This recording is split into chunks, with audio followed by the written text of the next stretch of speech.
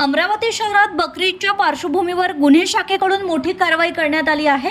कत्तलीसाठी आणलेल्या तब्बल 11 गोवंश जनावरांना जीवदान देत पोलिसांनी एका आरोपीला अटक केली आहे।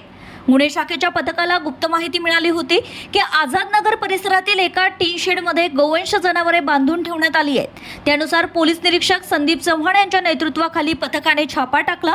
छाप्यामध्ये 11 लहान मोठे गोवंश जनावरे आढळून आली आहेत। ही जनावरे अत्यंत कमी जागेत आखूड दोरीने बांधून ठेवण्यात आली होती।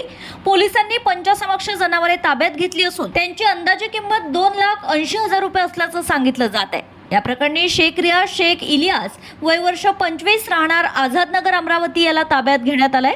आरोपी विरुद्ध गाडगेनगर पोलीस ठाण्यात प्राणी क्रूरता प्रतिबंधक कायद्यान्वये गुन्हा दाखल करण्यात आलाय।